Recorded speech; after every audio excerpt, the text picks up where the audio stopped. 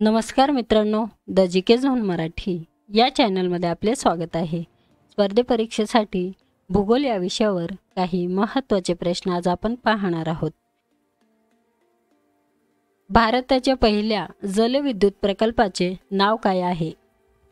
भारताच्या पहिल्या जलविद्युत प्रकल्पाचे नाव कावेरी नदीवरील शिवसमुद्रम प्रकल्प आहे। भारतातील खालीलपैकी कोणत्या प्रदेशात उष्णकटिबंधीय ते अल्पाईन प्रकारातील वनस्पती मिळतात? भारतातील उत्तरेकडील हिमालय पर्वतीय प्रदेशात उष्णकटिबंधीय ते अल्पाईन प्रकारातील वनस्पती मिळतात। अरावली व विंध्या या पर्वतमाला दरम्यान कोणते पठार आहे? अरावली व विंध्या या पर्वतमाला दरम्यान मालवा पठार हे पठार आहे। मैतूर धरण कोणत्या ठिकाणी आहे? मैतूर धरण तामिळनाडू या ठिकाणी आहे। अलीकडेच कोणत्या देशात नवीन सोन्याचे चलन झिग सुरू करण्यात आले आहे? अलीकडेच झिम्बाब्वे या देशात नवीन सोन्याचे चलन सुरू करण्यात आले आहे। National institute of wind energy ही संस्था कुठे आहे? National institute of wind energy ही संस्था चेन्नई येथे आहे।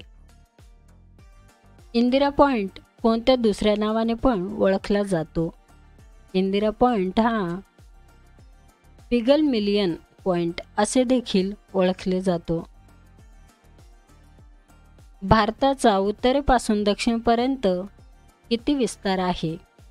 भारताचा उत्तरेपासून दक्षिणपर्यंत 3214 किलोमीटर विस्तार आहे। जिप्समचे सर्वाधिक साठे कोणत्या राज्यात आढळतात? जिप्समचे सर्वाधिक साठे छत्तीसगड या राज्यात आढळतात। झास्कर लडाख आणि काराकोरम पर्वतरांगा स्थान टिंबटिंब हिमालयात आहे। झास्कर लडाख आणि काराकोरम पर्वतरांगा हे स्थान काश्मीर हिमालयात आहे। पृथ्वीच्या उत्तर गोलार्धात उन्हाळा ऋतू असेल तर दक्षिण गोलार्धात कोणता ऋतू असेल? पृथ्वीच्या उत्तर गोलार्धात उन्हाळा ऋतू असेल तर दक्षिण गोलार्धात हिवाळा हा ऋतू असेल। दगडी कोळशाची पहिली खाण राणीगंज ही कोणत्या राज्यात आहे? दगडी कोळशाची पहिली खाण राणीगंज ही पश्चिम बंगाल या राज्यात आहे। खालीलपैकी कोणते थंड हवेचे ठिकाण महाराष्ट्रात नाही? सापुतारा हे थंड हवेचे ठिकाण महाराष्ट्रात नाही। बकिंगहॅम कालवा खालीलपैकी कोणत्या राज्यात स्थित आहे? बकिंगहॅम कालवा आंध्र प्रदेश व तामिळनाडू या राज्यात स्थित आहे। कोणत्या नद्यांना बारामाही नद्या असे म्हणतात? हिमालयीन नद्यांना बारामाही नद्या असे म्हणतात। कोणता त्रिभुज प्रदेश हरित त्रिभुज प्रदेश म्हणून ओळखला जातो? गंगा ब्रह्मपुत्रा त्रिभुज प्रदेश हरित त्रिभुज प्रदेश म्हणून ओळखला जातो। सिंहाचे भारतातील एकमेव अभयारण्य कोणते आहे? सिंहाचे भारतातील एकमेव अभयारण्य सासणगीर हे आहे। मयूराक्षी जलविद्युत प्रकल्प कोणत्या राज्यात आहे? मयूराक्षी जलविद्युत प्रकल्प बिहार या राज्यात आहे। पश्चिम घाटातील सर्वाधिक उंचीचे पर्वत शिखर कोणते आहे?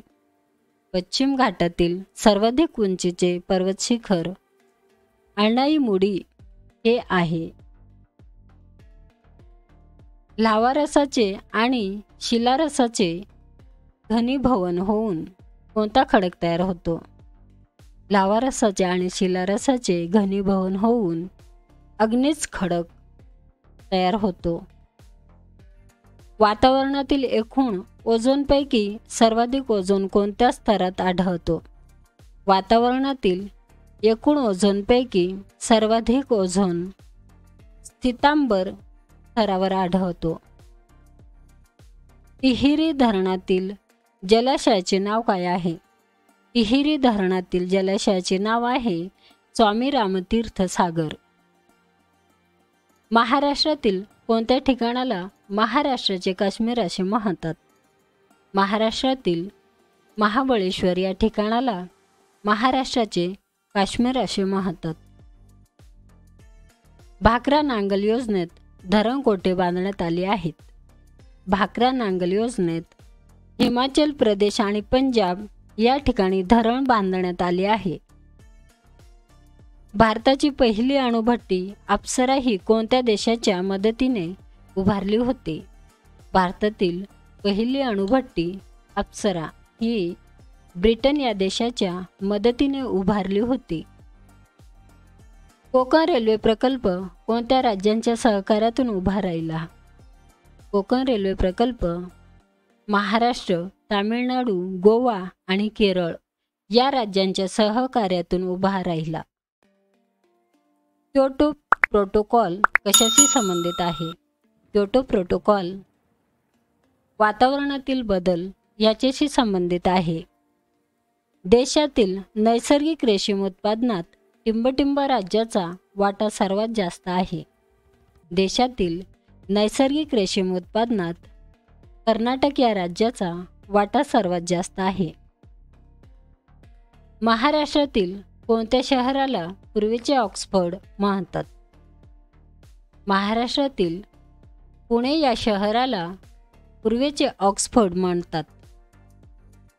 खालीलपैकी पश्चिम वाहिनी नद्यांचा योग्य समूह ओळखा.